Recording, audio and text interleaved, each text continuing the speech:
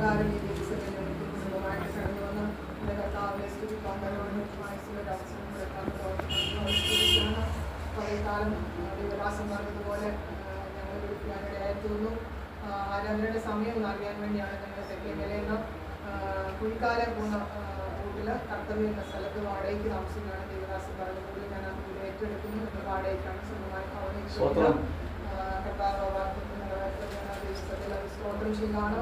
ഞങ്ങൾ കഴിഞ്ഞ ദിവസം ഈ പ്രദേശത്ത് ഈ മുഖ്യ നേരെ ഇതിന്റെ മുൻവശത്ത് തന്നെ നിന്ന് പരസ്യയോഗം നടത്തുവാൻ ഞങ്ങൾ മാത്രമല്ല, ഒരു ദേവദാസിയും മറ്റൊരു ദേവദാസിയുമുണ്ട്.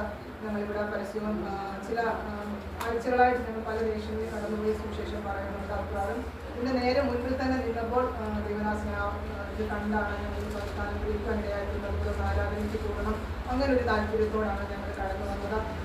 പ്രകാരം നമുക്ക് ഒരു അവസരം ഒരുക്കി തോന്നുന്നു. നമ്മയോടെ സ്തുതിക്കാണ്. എൻ്റെ പേര് ശശാമ ദേവദാസൻ രാജേഷ്. എൻ്റെ സ്വദേശം തിരുവല്ലയാണ്. എന്നെ വിവാഹം ചെയ്ത് അയച്ചത് ആലുവയുടെ പ്രദേശത്തേക്കാണ്. ഞങ്ങളുടെ വിവാഹം കഴിഞ്ഞിട്ട് ഏകദേശം മാർച്ച് 7-ാം തീയതി 22 വർഷം തികയുന്നു. ഞങ്ങൾക്ക് തലമുറകളില്ല. അത് ഞങ്ങൾക്ക് ശാരീരികമായിട്ട് രണ്ടുപേർക്കും പ്രയാസമുണ്ടായിരുന്നു. അതുകൊണ്ട് അത് ഭാരമില്ല. അത് കർത്താവിൻ്റെ കരങ്ങളിൽ ഞങ്ങൾ ഏൽപ്പിച്ചിരിക്കുന്ന വിഷയമാണ്. ദൈവം ഞങ്ങളെ പല സ്ഥലങ്ങളിൽ കർത്താവിൻ്റെ വചനവുമായിട്ട് അയക്കുവാൻ ദൈവം സഹായിച്ചു.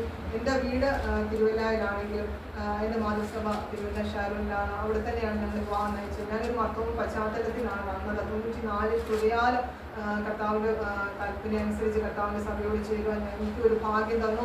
ഞങ്ങളുടെ കുടുംബത്തിൽ എനിക്ക് ഇപ്പോൾ 2 പേർക്കും മാതാവില്ല പിതാവില്ല. ഞങ്ങളുടെ സഹോദരങ്ങളുണ്ട്. ദേവദാസിനൊരു സഹോദരൻ എനിക്ക്. ഞങ്ങൾ 4 മക്കളാണ്. എല്ലാവരും ഇതുപോലെ വിടുവിക്കപ്പെട്ടിട്ടില്ല. മർത്തോമെ തന്നെ ഒക്കെ ആയിട്ട് നിൽക്കുന്നു.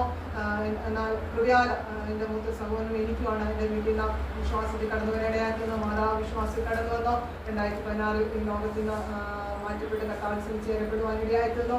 അത് വിശ്വാസത്തിന്റെ ഓരോ ചൂടായിട്ട് ദൈവം ചിലരെയൊക്കെ ഇങ്ങനെ വേർതിരിച്ചുകൊണ്ടിരിക്കുകയാണ്. കൃപയാൽ മാത്രമേ പറയാൻ കഴിയത്തുള്ളൂ. പലകാലവും കർത്താവിന്റെ സന്നിധിയിൽ പ്രകാരമായിരിക്കാൻ തക്കവണ്ണം ദൈവസഭയോട് ചേർന്ന് ദൈവത്തെ സ്തുതിപ്പാൻ ഞങ്ങളെ വേർതിരിച്ച ദൈവത്തിന്റെ മഹാസ്നേഹത്തെ ഓർത്ത് ഞാൻ നന്ദിയോടെ സ്തുതിക്കുവാണ്. കർത്താവ് ഞങ്ങളെ വടക്കൻ ജില്ലകളിലും മലബാറിന്റെ പ്രദേശത്തും വടക്കേ ഇന്ത്യയിലുമാണ് പലപ്പോഴും അയച്ചിട്ടുള്ളത്. ഞാൻ തിരുവല്ലയിലാണെങ്കിൽ ഞങ്ങൾ ഈ ഭാഗത്തോട്ട് സുവിശേഷമായിട്ട് കടന്നു വന്നിട്ടില്ല. കാരണം ദേവദാസിന് ഒട്ടും താല്പര്യമില്ലായിരുന്നു. കാരണം സുവിശേഷത്തിന്റെ ഒരു വലിയൊരു കൂട് തന്നെയാണ് തെക്കെന്നുള്ള ഒരു ചിന്ത അദ്ദേഹത്തിന് നിലവാരമാണ്. അദ്ദേഹത്തിന്റെ ജന്മസ്ഥലം കോഴിക്കോടാണെങ്കിൽ ഞങ്ങൾ ആലുവയിലായിരുന്നു ഞങ്ങളുടെ ഭവനമൊക്കെ.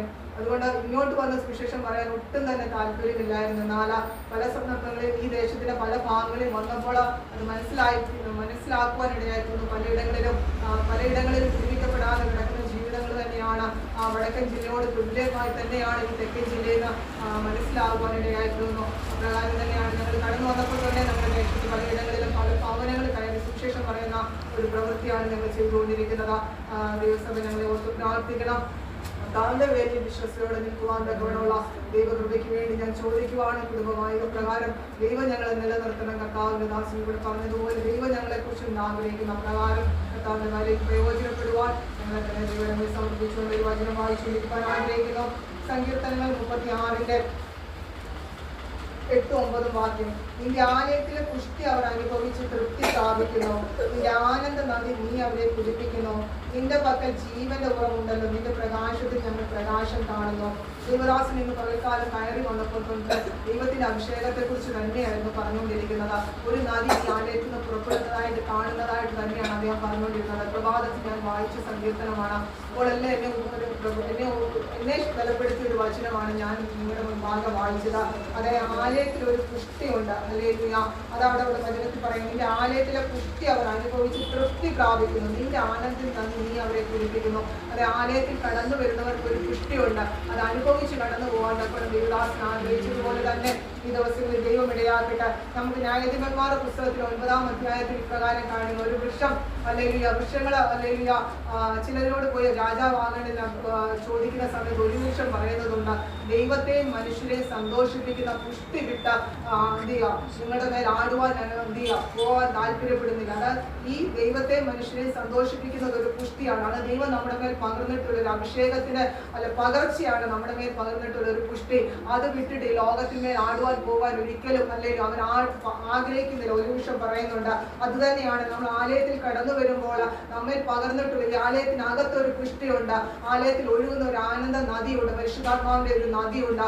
അത് കുടിച്ച് തൃപ്തി പ്രാപിച്ച് നമ്മൾ കടന്നു പോകണമെന്നാണ് ദൈവം ആഗ്രഹിക്കുന്നത്. അത് തന്നെയാണ് അവിടെ പറയുന്നത്, നിന്റെ ആനന്ദ നദി നീ അവരെ കുടിപ്പിക്കുന്നു. അല്ലെങ്കിൽ ഈ ദിവസങ്ങളിൽ ദൈവത്തിന്റെ പരിശുദ്ധാത്മ അപ്രകാരം തന്നെ നമ്മളെ സഹായിക്കട്ടെ. ദൈവദാസന്റെ ആഗ്രഹം പോലെ തന്നെ കുഞ്ഞുങ്ങളിലൊക്കെ അഭിഷേകത്തിന്റെ നദി പുറപ്പെടുവാൻ തക്കണം, ആ നദി നമ്മളിൽ കൂടെ ഒഴുവാൻ തക്കണം, അത് കടന്നു ചെല്ലുന്നിടത്തെല്ലാം ജീവൻ പ്രാപിക്കുവാനും. അത് തന്നെയാണ് അവിടെ പറയുന്നത്, നിന്റെ പക്കൽ ജീവന്റെ ഉറവുണ്ടല്ലോ, നിന്റെ പ്രകാശത്തിൽ ഞങ്ങൾ പ്രകാശം കാണുന്നു. അതായത് ജീവൻ അവിടെ പ്രത്യേകിച്ച് എടുത്ത് പറയുന്നുണ്ട്, നിന്റെ പക്കൽ ജീവന്റെ ഉറവുണ്ടല്ലോ.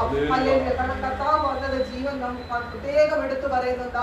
അല്ലെങ്കിൽ ജീവൻ, സമൃദ്ധിയായ ജീവൻ നൽകുവാനാണ് കർത്താവ് വന്നിരിക്കുന്നത്. അത് ജീവന്റെ ഒരു ഉറവാണ് കർത്താവിന്റെ പക്കലുള്ളത്. ഈ ആലയത്തിൽ കടന്നു വരുന്നവർ അപ്രകാരം ആ ഉറവിൽ നിന്ന് കുടിച്ച ജീവൻ പ്രാപിച്ച് കടന്നു പോകാനാണ് ദൈവം ആഗ്രഹിക്കുന്നത്. ആ ആനന്ദ നദി ഈ സഭയിലൂടെ തന്നെ ഒഴുവാതൊക്കെ വേണം, നമ്മളിൽ കൂടെ തന്നെ ഒഴുവാതൊക്കെ വേണം, അനേകരിലേക്ക് ചെല്ലുവാതൊക്കെ വേണം. സ്വർഗം ഇടയാക്കട്ടെ. അതെ, ആനന്ദം ഒരു ദൈവത്തിന്റെ പുഷ്ടി ഈ ആലയത്തിൽ കടന്നു വരുന്നവർ ആ പുഷ്ടി അനുഭവിച്ച ആ സംതൃപ്തി പ്രാപിച്ച് കടന്നു പോകാൻ ദൈവം സഹായിക്കട്ടെ. ഈ ദിവസങ്ങളിൽ ദൈവം ഞങ്ങളെ അതിനായി ഒരുക്കണം. ആ ആനന്ദം ദൈവത്തിന്റെ പാദപീഠത്തിൽ ആ നദിയെ കുടിച്ച അത് തൃപ്തി പ്രാപിച്ച മലയിൽ കടന്നു പോകാൻ തക്കണം. നമ്മൾ എവിടെ കടന്നു പോയാലും നമ്മിൽ നിന്ന് എന്നിൽ നിന്ന് വിശ്വസിക്കുന്ന ഉള്ളിൽ നിന്ന് ജീവജലത്തിന്റെ നദി പുറപ്പെടുവാനാണ് ദൈവത്തിന്റെ വചനം പറയുന്നത്. അപ്രകാരം തന്നെ ആ നദി പുറപ്പെടുവാൻ ദൈവം ഞങ്ങളെയും സഹായിക്കണം. അതിനായി ഞങ്ങളെയും താഴ്ത്തി സമർപ്പിച്ചുകൊണ്ട് ദൈവസഭയുടെ പ്രാർത്ഥന പ്രത്യേകം ചോദിച്ചുകൊണ്ട് ഞങ്ങൾ താണിരുന്നു.